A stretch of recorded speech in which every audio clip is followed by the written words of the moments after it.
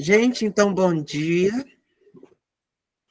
A gente vai dar continuidade à segunda parte do estudo do capítulo 5 da Ética. Hoje aí um estudo em parceria com a Soninha. E aí, posteriormente, a gente deixa ele também no YouTube para acompanhar a parte 1 e a parte 2. Vamos elevar nosso pensamento ao nosso Mestre Jesus, a esse bondoso amigo que nos concede a graça de sermos seus irmãos. E pedir a esse nosso irmão maior as bênçãos para esse encontro, para este dia, para que sejamos fortalecidos pela graça, pelo amor, pela concórdia. Que essas bênçãos cheguem aos nossos lares, a todas aquelas pessoas que estejam dispostas ao melhoramento íntimo, que seja também um momento de emanação de energias de paz a toda a nossa terra, para que as guerras se cessem e a fraternidade universal se torne uma realidade da experiência de vivermos o reino de Deus, que Jesus, passo a passo, vem implementando em nosso meio. Mestre amado, agradecemos por não olhar a nossa pequenez, mas por contar conosco nas nossas limitações, na participação dessa construção diária de seu reino. Jesus, ilumine esse nosso encontro. Favorecei os nossos corações, para que enquanto aqui estivermos, sejamos tratados pelos seus emissários de luz. Ajude-nos com a inspiração de nossos mentores espirituais concedidos por tua bondade, e que possamos falar aqui hoje aquilo que os corações precisam ouvir. Fica conosco, Jesus, hoje e sempre. Que assim seja. Que assim seja. Soninha, fica à vontade.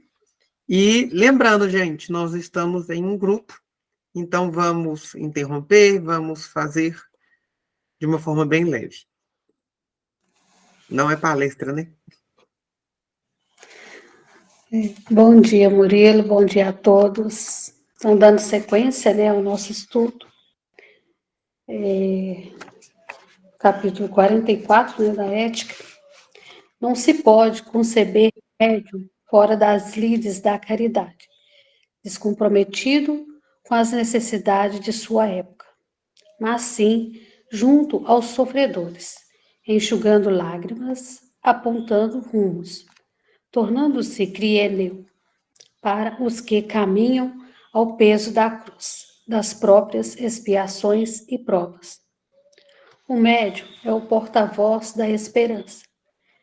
É como um filamento de lâmpada que deve encandecer-se sob o influxo da energia divina, para que a luz rompa as trevas, ainda que nesse mister se imole, experimentando, porém, a alegria da doação. No que eu entendi, não se pode conceber médium fora das lides da caridade. Minha voz está péssima, gente, desculpa aí. Conceber médium fora das lides. O que quer dizer? No meu entender, médiuns que não estudam, médiuns que não se comprometa, né, com as leis kardecianas mesmo, né, que não tem o conhecimento, que apenas se diz médium, experimentador e vai logo e vai para uma mesa mediúnica, talvez, sem conhecimento, sem estudo, né, sem a prática, mesmo do dia a dia, né, do conhecimento. É isso aí, Murilo, não é? Ajuda, por favor. Ô, Soninha, cuidado com essa voz aí, viu? Qualquer coisa você fala. Gente, eu achei muito interessante a utilização, nesse parágrafo, do termo sirineus. Na nossa tradição cristã, sirineu é aquele que contribui com o Cristo, ajudando a suportar o peso da cruz. Ele não toma a cruz do Cristo numa perspectiva de tomar a missão do Cristo para si, mas ele contribui para que a humanidade do Cristo seja mantida em dignidade. Enquanto médiums, o nosso papel vai muito além da experimentação mediúnica, porque dar passividade à comunicação, para nós, já não é algo tão, como que eu posso dizer, colocado à prova enquanto esforço. Porque a gente já viu nos últimos capítulos, principalmente no capítulo dos médiuns ostensivos, que o médium ostensivo existe uma predisposição já no planejamento encarnatório que nos concede a oportunidade de ter facilidade nesse intercâmbio. Só um momento, gente. Rapidinho.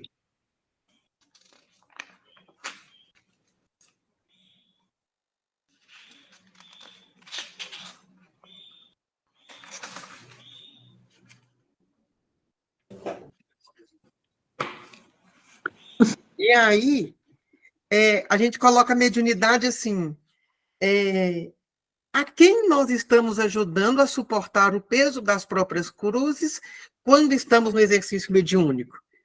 Porque se a gente está buscando somente consolo para as nossas, a gente está falhando enquanto médium, porque a gente também já viu que o grande objetivo da mediunidade é o progresso individual e comunitário e social. Então, quando a gente se esquiva dessa responsabilidade, a gente também se esquiva de cumprir aquela predisposição encarnatória que a gente veio. E outra coisa, ele coloca como se o médium fosse um filamento de lâmpada. Ele não fala que a gente é um farol que vai nortear navio, não, gente. É um filamento. Mas que já comporta um pouco de luz. Para que rompa a treva primeiro em nós, porque senão a gente dá comunicação mediúnicas maravilhosas, mas que a gente não segue nada, e aí a gente só vira porta-voz de hipocrisia. Mas quantas pessoas podem ser consoladas pelo bom exercício da mediunidade? Recebi no Instagram, essa semana, um vídeo de uma médium, se não me engano, ela chama Maíra, eu não conhecia. E ela fazendo ela recebeu a psicografia de uma criança desencarnada e os pais estavam nesse centro. Gente, vocês imaginam o que deve ser o consolo de uma mãe e de um pai que recebe a carta de uma criança desencarnada? Deve ser incrível. Ou quando, num tratamento espiritual, a pessoa recebe o benefício da cura física, ou quando aquela palestra te toca e a gente fala assim, não, parece que foi para mim o tema de hoje. Isso tudo são esses cuidados. Pode continuar aí, Soninha. Se quiser que leia, você só fala também, como que for sua voz melhorar, aí você fala. Ah, tá. Ele está... Alegria da... Ele está em perigo quando consente no anúncio antecipando de fenômenos, sem consulta prévia aos espíritos, como se esses estivessem à sua disposição para produzi-los. 2 caminhos, ou descaminhos. Abre-se ante essa atitude, vincular-se a espírito moralmente equivalente a si mesmo, e que se ajunta a esta dupla condição de conduzir e ser conduzido. Este é o primeiro. E produzir de si mesmo sob um impulso automático a que se acostumou pelo próprio exercício mediúnico. O segundo é diferente a posição do intermediário que, em se oferecendo para uma produção de serviço regular, diria, essa palavra eu não sei dizer muito direito, não, a ela se entrega com disciplina e confiança. No dizer de Joana de Ângela, médium esclarecido e educado deixa de ser homem fenômeno, para ressaltar o fenômeno de sua transformação moral e crescimento espiritual.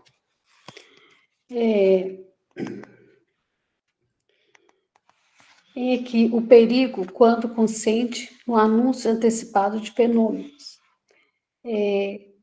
Lembrei daquele que você disse, Murilo, que às vezes, né, o médium anuncia que tal espírito vai estar, né, para dar orientação, para dar comunicação. E se o espírito lá não estiver? Como que o médium vai proceder? Isso. E a gente acha que o espírito não tem nada para fazer, né, gente? Quando a gente pega, por exemplo, a série de André Luiz, a gente vê o quanto de atividade os mentores espirituais têm. Agora, se eu vou lá e acho que a mentora está à disposição minha, que engano. Então, agora perceba também uma coisa. A palavra que o autor aqui escreve é muito legal. Sem consulta prévia aos espíritos. Uma coisa é eu falar assim, olha, domingo, 9 horas da manhã, haverá comunicação mediúnica do meu mentor. Porque domingo, 9 horas da manhã, é atividade mediúnica de atendimento espiritual. Eu estou falando de uma forma antecipada de algo que a própria mentora marcou, orientou. É uma antecipação, mas por consentimento. Por isso que ela fala que o perigo é o fazer sem consulta prévia, porque a atividade mediúnica ela tem que ser organizada e disciplinada. Não é eu estou em casa tomando café e a mentora manifesta para dar esclarecimento para a família. Se a família quiser esclarecimento, ela vai até o centro. E isso é um outro perigo. A gente achar que o ambiente doméstico é um ambiente sempre propício ao exercício da mediunidade. E a gente tem que tomar cuidado. E depois dessa fala da Joana de Ângeles, né? Médium esclarecido e educado deixa de ser homem fenômeno para ressaltar o fenômeno de sua transformação moral e crescimento espiritual. Gente, por que hoje nós não temos os grandes efeitos físicos como era na época de Kardec? Já se perguntaram? Quando Kardec estava começando, a mesa girava, as mesas levantavam. O médium de efeito físico fazia coisas e coisas. As irmãs Fox doavam o ectoplasma e havia as pancadas. Hoje não tem isso. Antes existia uma preocupação de comprovar a existência do mundo espiritual. Hoje a nossa urgência não é comprovar, porque está provado. A nossa urgência é o que fazer com o contato espiritual. Se não me transforma moralmente, o fenômeno não existe o porquê de ter. E perceba que os fenômenos, olha, na época de Moisés, ele recebe os 10 mandamentos, aí a gente tem dentro da Bíblia ali vários feitos mediúnicos do Antigo Testamento, dos profetas, igual quando a gente lê Isaías, o servo sofredor já é uma narrativa muito anterior daquilo que o Cristo viria a sofrer dentro da sua paixão e morte. Ele faz a narrativa. A gente tem um feito mediúnico no livro se eu não me engano, é no de Ruth, na Bíblia, que ela conta de uma problemática familiar, já inspirando as pessoas a entenderem os processos familiares como desafios possíveis de serem superados dentro de uma perspectiva de melhoramento moral. Se a gente pega os livros de Chico, dando um salto gigante aí de tempo, vocês imaginam, gente, o quanto de crítica, inclusive do meio espírita, que aquelas psicografias proporcionaram? Que era um conhecimento muito mais detalhado, sistematizado, organizado do funcionamento do mundo espiritual. Então, o bom médium é aquele que, sim, dá passividade à comunicação mediúnica, mas que se propõe sempre à transformação íntima. Senão rádio serve, gente. Rádio também fala. É isso que a gente tem que pensar. Que de médium, mais ou menos, nós não somos chamados a ser. Nós somos chamados a ser o melhor médium que nós conseguimos ser dentro da nossa realidade. O exercício da mediunidade não cabe hipocrisia e nem ser mais ou menos, ou empurrar exercício mediúnico com a barriga. Não tem como.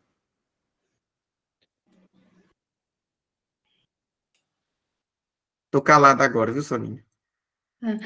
Não, quando fala aí das irmãs Focos, né, que a gente não tem mais a necessidade como antes,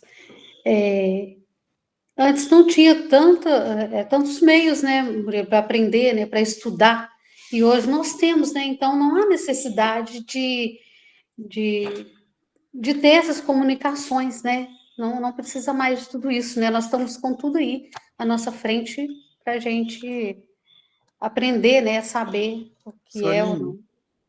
hoje só não estuda quem não quer. As casas espíritas estão cheias de bibliotecas cada dia mais abandonadas. Quem gosta de Spotify, de áudio, por exemplo, eu faço caminhada escutando Spotify. Tem por exemplo, o Espiritismo Simples, que é um podcast maravilhoso. A FEB tem podcast do Livro dos Médiuns, do Livro dos Espíritos, do Evangelho, e tem um lindo, que é capítulo a capítulo do Boa Nova. Desculpa, do Jesus no Lar. Gente, é lindo, é lindo. Uma riqueza. Aí, se eu gosto de vídeo, por exemplo, só no nosso canal do YouTube, que é um canal minúsculo no Jesus Amigo, nós temos mais de 360 vídeos disponíveis de estudos. Se você gosta de... Até essa semana me apresentaram uma nova palestrante que eu estou apaixonado. Depois vou mandar um vídeo, inclusive no final aqui tem uma sugestão dela.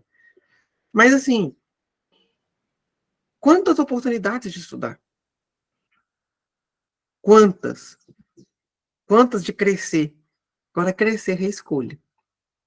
Porque o Livro dos Espíritos fala que a gente pode paralisar o progresso, retroceder, não.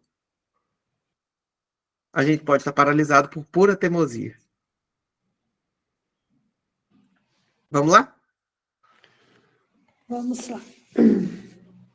Vem ao encontro dessa questão a compreensão que o médium deve conquistar da conveniência ou não de sua ação, a cada momento, para discernir quando, para que, para quem e de que modo deve doar-se. O preceito de Jesus, não atireis pérolas aos porcos, tem aplicação útil nesse caso. Ô, Murilo, você pode esse preceito, não atireis pérolas aos porcos? Vamos ler o parágrafo todo, que aí vai dar para a gente entender, que aí eu vou explicar. A gente vai fazer uma volta aí ao Evangelho. Tá, minha voz está um pouquinho ruim. Quer reler? Por favor, se você quiser, porque eu vou dando arranco, vai ficando meio... Preocupa não. O preceito de Jesus, não atireis pérolas aos porcos, tem aplicação útil nesse caso. Que não saia indiscriminadamente a dar passes, oferecer orientações sem o respeito devido às conveniências, barateando a mensagem, antes de examinar a maturidade do que lhes reclama o concurso. Não seria demais lembrar o caráter universalista da doutrina, consoante a colocação dos bons espíritos, de que o objetivo da mediunidade não é a correção de uma ou duas pessoas, mas da humanidade. Gente, vamos pensar numa dinâmica de casa espírita que trabalha com orientação mediúnica. Por exemplo, em Belo Horizonte a gente tem o Glacos. O próprio Fraternidade Mundo Luz. Quando a pessoa não passa pelo atendimento fraterno, depois a espiritualidade não passa uma orientação. É um trabalho que lá faz. às vezes, nós não estamos prontos para receber orientação, mas a gente quer, porque a gente quer o fenômeno.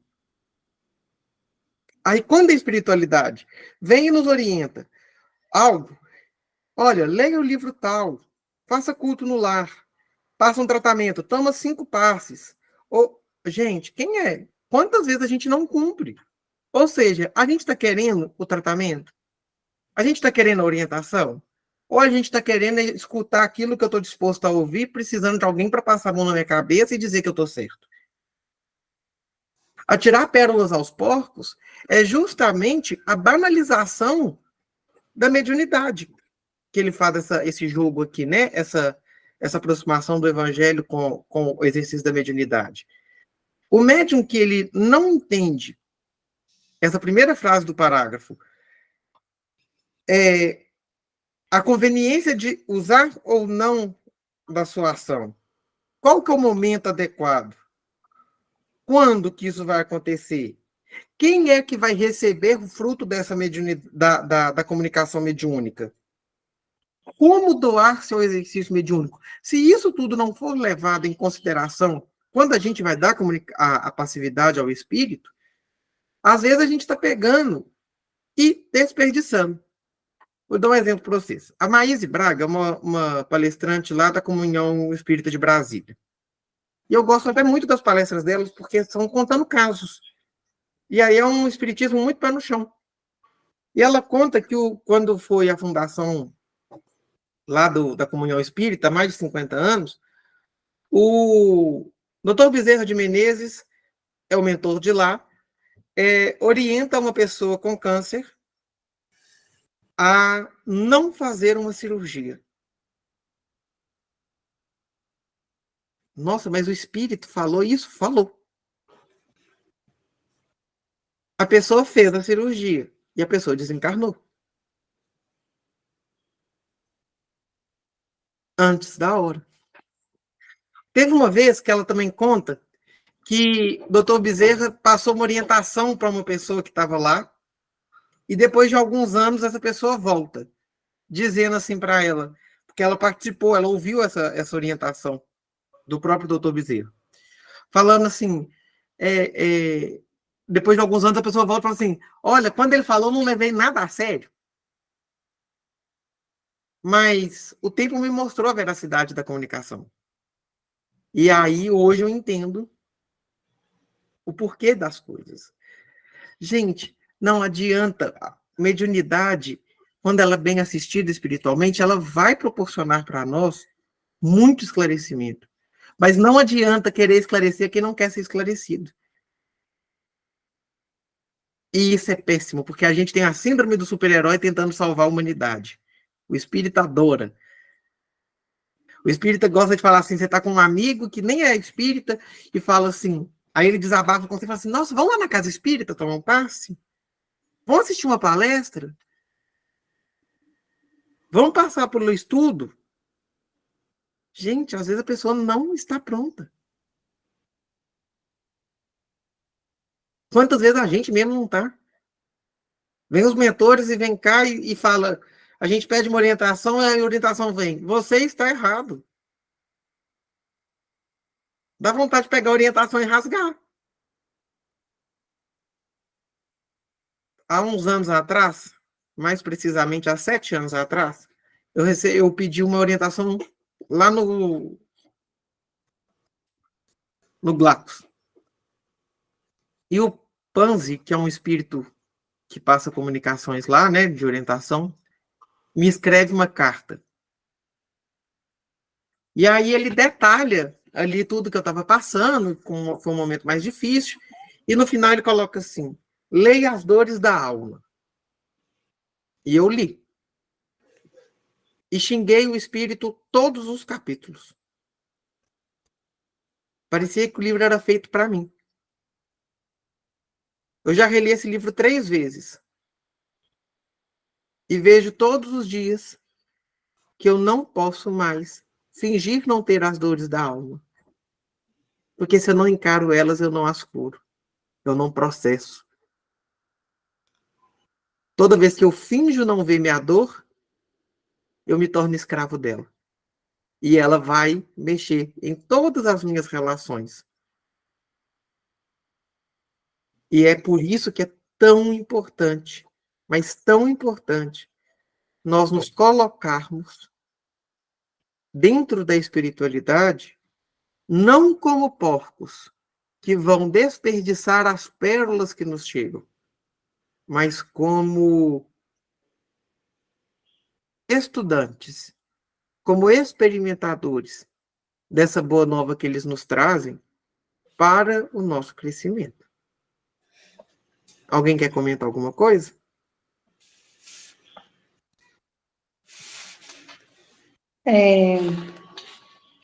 Eu lembrei de um caso, não caso, um acontecido. O meu pai, ele estava com as carótidas, né, de um lado com 80% obstruído e do outro 60%. Aí, né, levei ele num tratamento espiritual e tudo, e aí fez a cirurgia espiritual e falou com ele, falou, olha, não, ele falou, né, que ele não precisaria fazer a cirurgia, né, convencional com o médico, porque ele já tinha feito e que estava tudo bem, parou ali, né, que não ia proceder. Aí ele saiu de lá revoltado, porque na verdade ele queria fazer a cirurgia.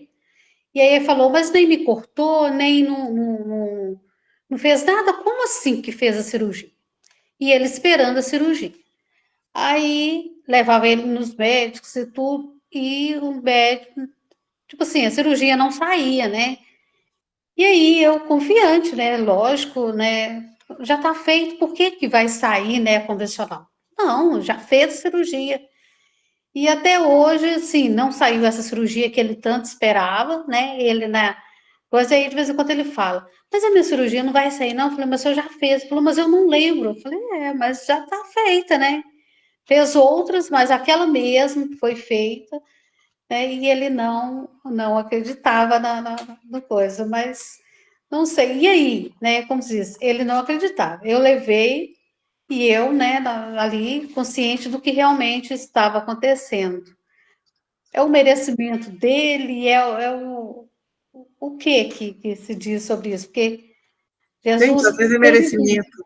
Às vezes é só uma oportunidade de dar uma balançada na nossa vida. Às vezes é mais um despertar para a família do que para o próprio enfermo. Agora, eu sempre falo isso, gente. Existe sim o merecimento, mas muito maior existe a misericórdia e a bondade de Deus. Quantas vezes a gente recebe o que a gente não merece? Só porque Deus é bom. Porque Ele é Pai. O que às vezes nos falta é nos colocar na condição de filhos e deixar Ele fazer a obra dele. Confiar, pegar e entregar para Ele e falar: para mim tá difícil. Eu entrego para quem tem força. Mas é igual quando a gente é assaltado. A gente quer entregar a bolsa, mas segurar a alça. A gente não quer que leva. É a gente em vida de oração. Eu estou na fazenda, o trator passando.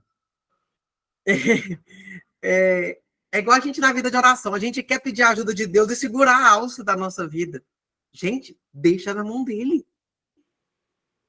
Eu acho que a grande dificuldade de nós que acreditamos em Deus é entender que a Ele tudo compete. A Ele tudo pode.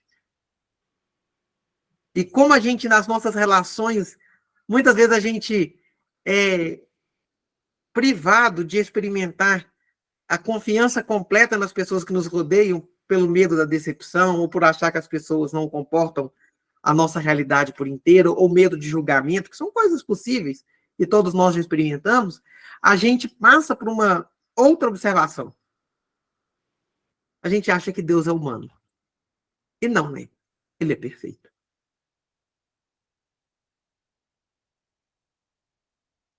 Podemos continuar? Podemos. Uma questão não menos importante em mediunidade é a descrição. São inúmeros os testemunhos, depoimentos e episódios vivos que chegam aos ouvidos dos lidadores da prática mediúnica e merecem uma palavra fraterna ou simplesmente alguém que os escute com interesse de irmão, mantendo reserva necessária.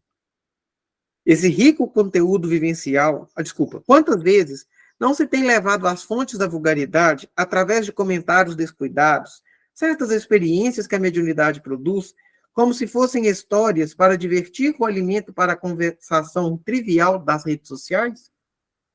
Gente, eu acho isso muito interessante. Mediunidade que não é discreta é teatro. É isso, Murilo.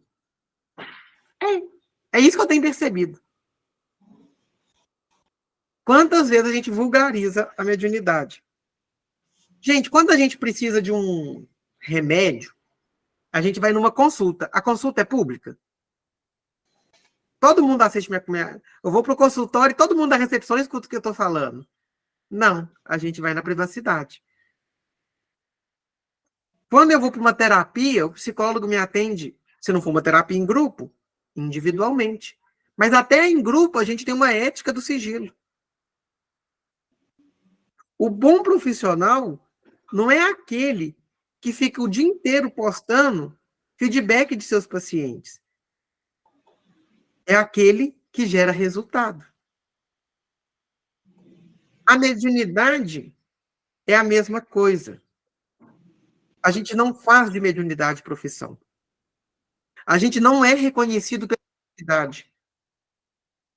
Se a mediunidade for a única característica do médium, cuidado. O Divaldo nunca foi conhecido só pela sua mediunidade, mas pelo seu caráter pacificador, pelo acolhimento a inúmeras crianças que ele, inclusive, colocou como filhos, por ter construído uma das maiores redes de apoio social no Brasil. A irmã Dulce não ficou reconhecida por ser freira, mas por amar sem limite. O Chico não é reconhecido no mundo inteiro por ter psicografado mais de 400 livros. O Chico é reconhecido pelo grande amor que ele vivenciou, pela capacidade de não julgar. Jerônimo Mendonça não foi reconhecido pelo caráter da mediunidade. Ele foi reconhecido pela superação dos próprios limites da enfermidade e, ainda assim, ser um grande trabalhador da causa do Cristo. Então, a nós médios, nós somos só médios ou somos parceiros do Cristo na missão que ele nos dá a graça de participar? É uma das reflexões que a gente precisa te trazer.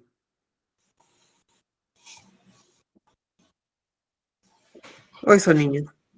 Murilo, às vezes a gente vê médios, né, saindo da mediúnica e fazendo comentários, né, e aí, assim, eu, né, no meu particular, às vezes, fico pensando, poxa, aquilo, se o espírito, né, veio, se deu uma comunicação, diferente do que quer que seja, como seja, que fique ali dentro, né, porque ele como se diz, ele confiou aquele momento, aqueles médios, né, aquela tarefa para dar sua comunicação, né, para chegar e para que ali ele seja auxiliado de alguma forma. Então, assim, às vezes o médico sai e faz comentários, é desagradável para quem está ouvindo, que não entende, às vezes, nada do que está acontecendo lá, e para a espiritualidade, né, que teve ali a confiança divina naquele momento. Eu acho que é uma via de mão dupla. Uma coisa é eu chegar para vocês, contar um caso da reunião mediúnica, a fim de que aquela oportunidade se transforme em estudo. A outra é eu contar, simplesmente por contar que um espírito em sofrimento manifestou e disse A, B ou C. Então, qual que é a finalidade do comentário? É proporcionar um ambiente de aprendizado? Porque, às vezes, no acolhimento a um espírito que desencarnou por suicídio, eu posso pegar elementos dali para trabalhar a temática, para que encarnados que sejam suicidas possam ter a oportunidade de um acolhimento. Ou se tornar e falar assim, nossa, isso aqui que a gente fez foi muito interessante, porque o espírito conseguiu receber uma ajuda mais eficaz. Então se torna talvez até uma técnica, ou uma sugestão para acolher novos espíritos suicidas. Agora, comentar por comentar, tem finalidade nenhuma. Às vezes dizer, nossa, eu recebi a comunicação. Gente, o médium é uma antena. E se ele está ali, ele vai receber comunicação. E não tem nada demais nisso. É só uma comunicação. Vamos parar de colocar o holofote para médium. Médium que fica sob o holofote, 1 hora vai dar problema. A gente já falou isso aqui. Até no nosso último encontro de quarta. Não massageia ego de médium. Às vezes, a correção fraterna seria, olha, Murilo, não conta esses casos da mediúnica, não. É pesado. Não está tendo uma finalidade caritativa. Ou, agora que você contou isso, o que a gente pode tirar de lição disso? Você desarma a pessoa.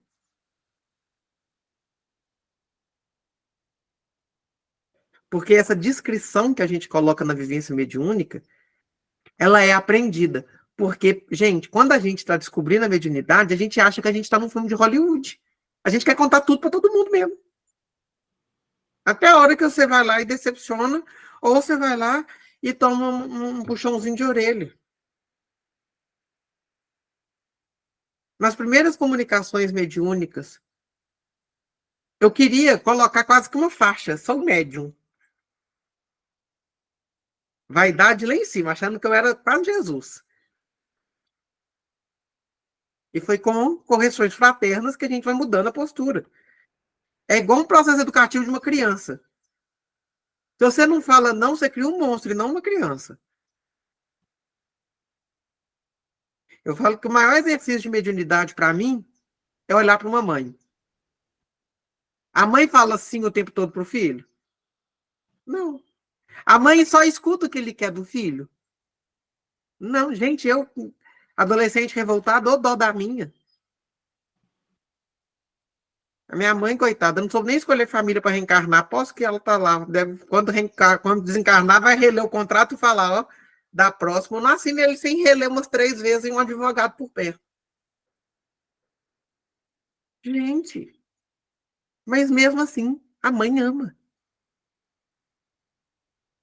E eu acho que deve ser o amor mais lindo e ao mesmo tempo mais desafiador de manter. Porque ela vai decepcionar. Ela vai machucar. E ainda assim ama. É a mesma coisa a mediunidade. Só que a gente precisa de pessoas que tenham esse amor, que nos rodeiem e fala, olha, você está errado. Como a pessoa vai receber isso? Depende do jeito que você falar, depende da hora, do como, do quando. Se vai ser em público ou se vai ser só vocês dois. Entende? Mas às vezes é necessário falar. Que não tá legal.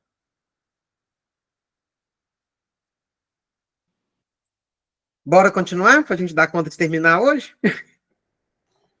Tem muita coisa ainda, né? Esse rico conteúdo vivencial que brota do fato mediúnico, autêntico e sério, destina-se à nossa instrução. É para ser guardado no sacrário do coração e jamais exposto publicamente para que viajem de boca em boca, sustentando curiosidade descomprometida. Allan Kardec estabeleceu como uma das condições essenciais para, para assegurar a qualidade das reuniões de intercâmbio mediúnico espiritual a exclusão de tudo que apenas exprimisse o desejo de satisfação da bisbilhotice. Ora, precisamos refletir que a morte da frivolidade no participante de um labor mediúnico só se completará quando ele for capaz de aliar o comportamento de dentro da reunião com o de fora. abolindo o espírito de curiosidade em si próprio e não alimentando o dos estranhos. Você sabe o que é sacrário? Sacrário é onde se guarda algo sagrado. Por exemplo, na Igreja Católica, o sacrário é aquela caixa dourada, normalmente, onde se guarda a Eucaristia, a hóstia, que para eles é o Cristo. Então, tem toda uma dignidade para se guardar aquela hóstia. É o que há de sagrado. Se guarda algo sagrado. Aqui ele fala para a gente guardar no sacrário do coração. Então, primeiro, já considera que em nós há algo de sagrado que comporta, que guarda algo ainda maior. Então, a comunicação séria deve ser guardada. Não é teatro, não é cinema, não é TikTok, é intimidade. As nossas relações íntimas, as pessoas que são nossas amigas mais próximas, é na intimidade que a amizade se consolida, que a confiança se consolida, não é na exposição. Num churrasco, a gente conta vários casos, mas aquilo que é de mais íntimo de nós é quando é no reservado. É a mesma coisa. Quando a gente está diante da comunicação mediúnica, a gente está em um momento íntimo, de proximidade da espiritualidade, da proximidade do Cristo, da voz do Pai que se manifesta por um tarefeiro seu. E aí, essa última frase, né? Precisamos refletir sobre a morte da frivolidade. Gente, não cabe. Eu vou para a mediúnica porque eu sou doido para ver o espírito manifestando. Eu já escutei isso, gente. Vocês nunca? Sou doido para ver como é que é um espírito falando através de um médium. Gente, a gente é curioso, sim. A gente é curioso. É a curiosidade que nos faz encontrar toda quarta.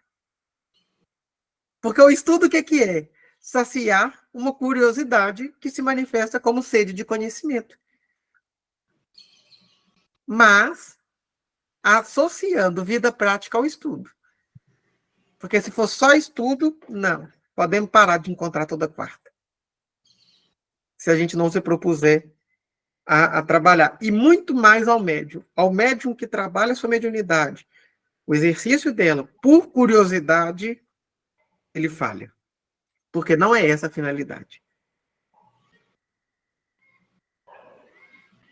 Extremamente prejudicial o desejo incontrolado de identificar os comunicantes, pois não raro esses espíritos precisam da cobertura do anonimato para exporem seus conflitos sem se violentarem sob o impacto da vergonha. Também espíritos bons que nos acompanham evitam às vezes as identificações para não desatrelarem emoções perturbadoras passíveis de nos precipitarem no desequilíbrio. Eu achei isso aqui muito bom. Às vezes o espírito manifesta, a gente fala, será quem que é ele? E precisa de resposta? Você falar José ou João, vai mudar? Gente, às vezes o anonimato é a preservação. Existe uma tarefa espírita que é o SOS Prece. Vocês conhecem? Sim. No SOS Prece, é obrigatório a identificação de quem liga? Não. Porque às vezes eu não quero que ninguém saiba que sou eu. Eu só quero colocar para fora a minha dor e ter aquele momento de oração e esclarecimento com aquele tarefeiro que bondosamente se colocou à disposição. A gente tem o CVV, que é para acolhimento das pessoas com tendência suicida, para preservação da vida. No primeiro momento, eu não quero falar meu nome, eu só quero que alguém acolha minha dor para que eu não chegue ao suicídio. Eu vou identificar quando eu crio vínculo, quando eu crio confiança. É a mesma coisa. Só que no mundo espiritual ainda de uma forma muito diferente. Imagina se manifestar lá e falar assim, oi, Soninha, eu sou seu obsessor. E aí? eu posso desequilibrar. O espírito pode desequilibrar a soninha. Um médium desequilibrado pode desequilibrar o grupo. Olha a seriedade, que cadeia. Então, às vezes, o espírito que chegou ali para ser ajudado, ele já entende, porque os mentores já começaram a trabalhar antes com esses espíritos. Olha, não se identifique. Preserve a sua identidade, para que o seu sofrimento não seja exposto. E preserve o nosso irmão encarnado, para que ele também não experimente o desequilíbrio. Oi, Soninha. Ô, Murilo, nesse momento, na mediúnica, por exemplo, na reunião, igual lá no Mundo Luz, tem na segunda-feira e tal. A espiritualidade já trabalha já trabalha os médios, é lógico, os médios. E os espíritos que vão vir, eles também têm, tipo, eles são designados, tipo assim, os espíritos eles são encaminhados já certos naquela reunião? Tipo assim, já tem uma seleção de qual quem vai? 2 livros que vai explicar sobre isso. O Desobsessão, de André Luiz. Vocês já leram esse livro, gente? Eu Um não. livro ótimo para quem participa de mediúnica. Ele é simples, curtíssimo, e ele ensinamentos práticos para a gente participar de uma boa reunião mediúnica. É ótimo. Ele fala desde a predisposição do lugar de sentar até como que os espíritos são organizados para a manifestação. Como que é esse preparo. E o próprio Diálogo com as Sombras, do Hermínio Miranda, também fala isso.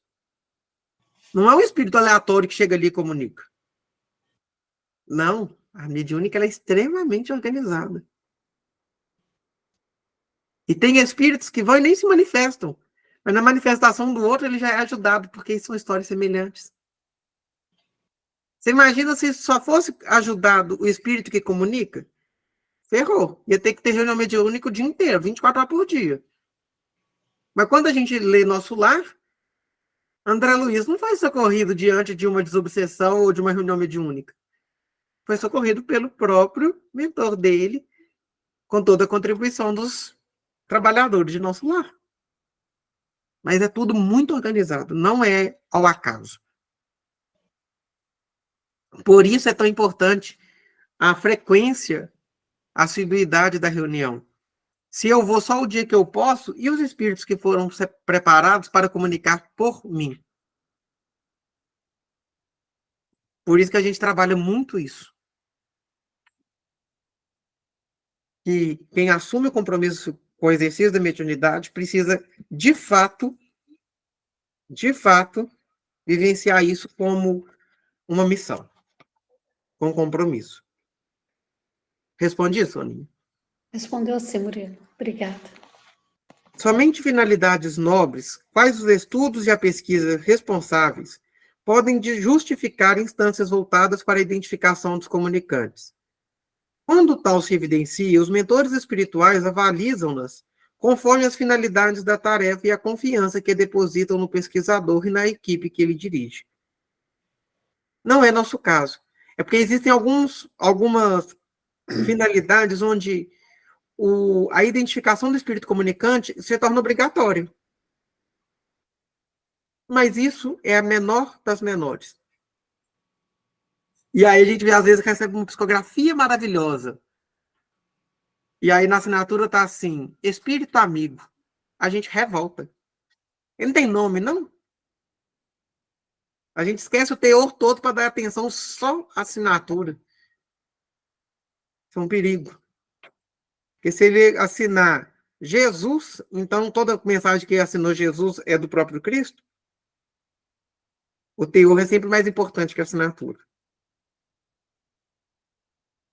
O mais notável de todos os exemplos nesse sentido é o do codificador do Espiritismo, que se fez arauto do Espírito Verdade para desvelar ao mundo, em nome de Deus, os quadros vivos da existência espiritual, como alguém que penetra o organismo da vida, como a luneta, de grande alcance, para definir imagens dessa realidade paralela que é o mundo das causas. Os seus entrevistados foram estetas, espíritos da craveira comum, criminosos e suicidas, desencarnados ou antigos viajores do caminho da morte. Em nenhum deles, o desagrado por estar sendo identificado. Ao contrário, as expressões congratulatórias entre a riqueza dos benefícios oferidos em face da superior cobertura dos espíritos nobres que supervisionaram o trabalho da codificação, os quais acenaram para esses necessitados um futuro melhor, mais harmonizado e feliz. E aqui, gente, existe algumas possibilidades de quem seria esse Espírito da Verdade. Tem gente que fala que é o próprio Jesus. Eu já vi gente falando que é João Batista. Eu já vi gente falando de tudo. Mas o que nós temos é Espírito da Verdade. E nem por isso as formas que ele trouxe para a gente através da codificação, os conteúdos ficaram menos úteis à codificação do Espiritismo e à instrução moral dos espíritas. Quando a gente vê a instrução dos espíritos no Evangelho segundo o Espiritismo, sempre no final do capítulo, né, tem as instruções, a gente tem de tudo. A gente tem ex-rainha, rainha desencarnada, assassino desencarnado, santos desencarnados. Porque o nome ou quem fomos não define quem somos. Se o Murilo foi um assassino, hoje ele não é. Entende? A gente não pode cristalizar nossa identidade a partir daquilo que fomos, mas aquilo que todos os dias nos transformamos para ser no hoje. Às vezes, isso acontece dentro dessa vida,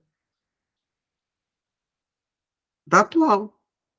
Às vezes, nós não somos mais a pessoa que tinha o defeito de 10 anos atrás. Nós já somos diferentes. Mediunidade. Procuramos vivê-la em consonância com as propostas exaradas por Kardec, ao traçar o perfil dos bons médiuns.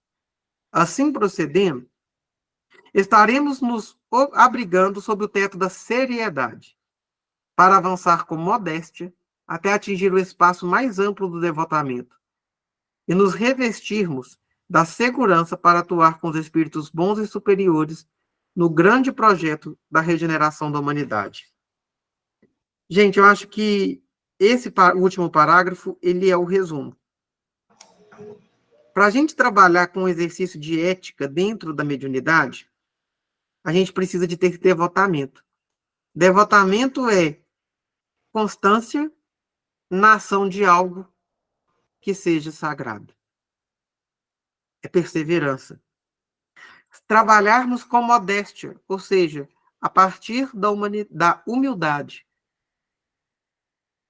E buscando sermos tarefeiros em ambiente seguro, para que a gente não caia em engano dos espíritos, para que a gente não se coloque em risco e nem em risco aos demais médiuns e tarefeiros que participam de uma reunião mediúnica. Só quando a gente entende que o nosso compromisso ele vai ser determinante para o bom andamento da reunião mediúnica como um todo, a gente entende o quanto é importante o nosso preparo. É isso. Vou mandar para vocês a sugestão de um vídeo, tá? Lá no grupo, para quem tiver interesse aí de assistir, que vai trazer uma palestra maravilhosa, que vai tratar um pouquinho dessa ética para a gente, tá? Em um contexto mais prático. Alguém quer comentar algo, gente?